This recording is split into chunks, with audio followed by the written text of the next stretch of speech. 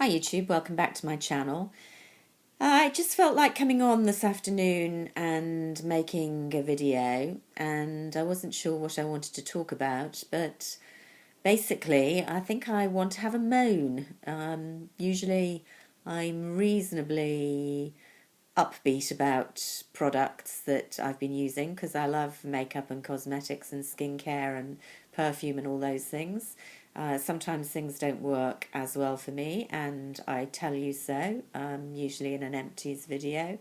Often I'm pretty excited about things I've hauled, even if some of them don't turn out to be as useful as I thought when I bought them. And then I tell you about them later on again when I get rid of them, maybe. It's pretty rare for me to write off a whole range of products. More often than not, I'll like maybe one product in a line and maybe not others. I do quite often fail to understand the YouTube and blogosphere hype about certain products, and if you've watched any of my videos, you'll know that, for example, although I love Hourglass powders, I really didn't get the hype about their blushes when I bought a couple of them and tested them out. So that's kind of one example.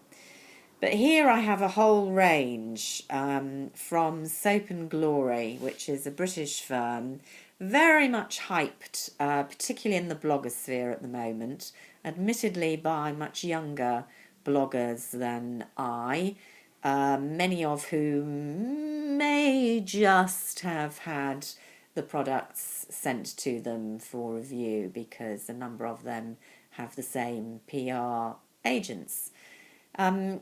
However, I am still puzzled about the consistently good reviews that Soap and Glory get, because although I've got 3 products I'm going to talk about today, I have tried probably 5 or half a dozen. I've definitely had a bath shower product, I've had a highlighter from the range, I've had a foot scrub, and I haven't been impressed with a single one of them.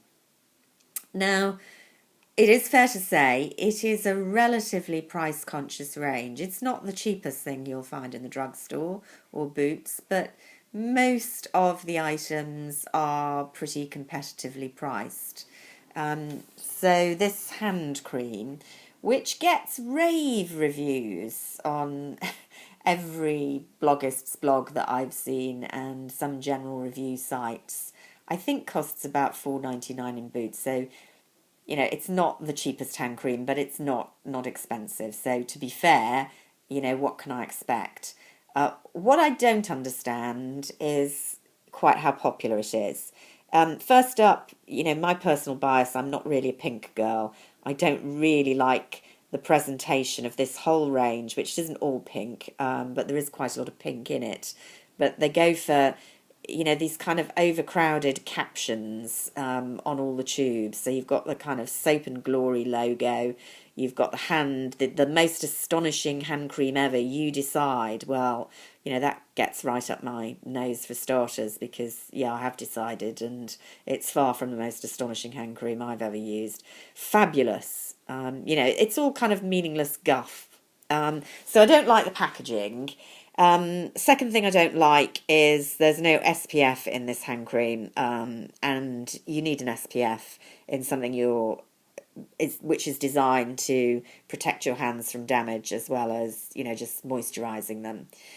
Third thing I don't like, and this is a thing that everyone raves about, is the smell. So now I know fragrance is a really personal thing, but I really don't get what people think is so special about this. I mean, you read some of the reviews, it's kind of, oh, it's the most delicious thing I've ever smelt. It's a really generic, sickly, synthetic, fruity floral smell. I wouldn't even like to tell you what's in it, but it really, well, I just don't like the smell, but I can't see how anyone thinks it's anything special. It's very drugstore generic. The consistency isn't bad. It's not great. It doesn't, it's quite thick. I mean, it's a basic glycerin shea butter formulation with, as I say, no SPF. It absorbs quite nicely, but not brilliantly. But within 5-10 minutes, you wouldn't know you'd applied it. So I guess, what really sticks in my craw is just overhyped. But okay, that's the hand cream. Now they go in for far more pretentious claims about some of the other products. Here's one which is called Sit Tight. Fabulous new, world exclusive, double action formula, works while you simply sit tight. And it's a lower body firming formula with, get this, new exclusive Presco Capsula Firm System. What does that actually mean? You try looking that one up in the dictionary. It's a word that simply doesn't exist. So if it's supposed to be some sort of scientific jargon, it's a load of hogwash.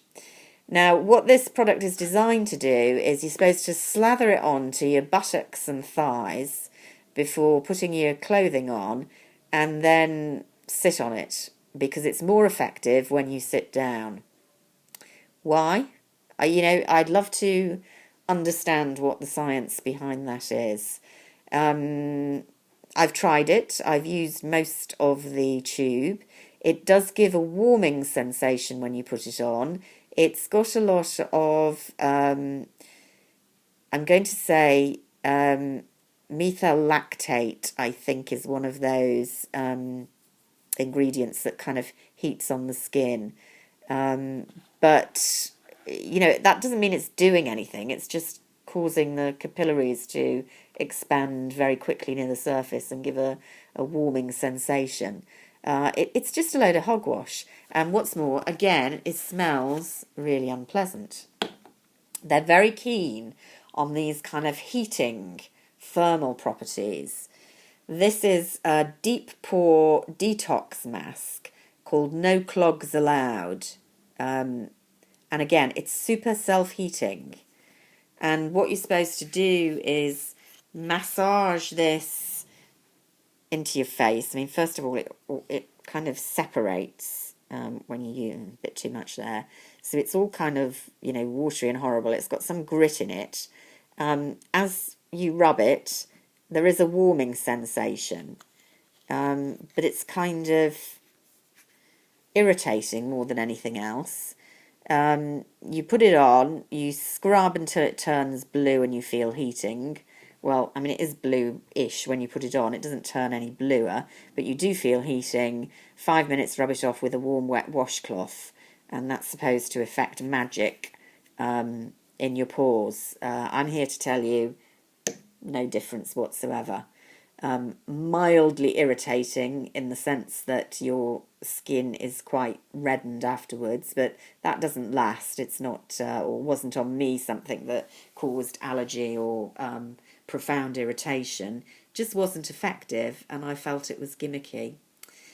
So those are all real thumbs down from me in the Soap and Glory range, and I guess I'm just putting it out there because I'm kind of interested to know if I'm the only one who thinks this is a load of baloney that's being hyped by quite clever PR, or maybe lots of you out there really have tried some of these products and like them, maybe these ones or other ones that I haven't tried in the range, or maybe you've never even heard of this range. Although it's British, I do think it's available in the United States and Canada.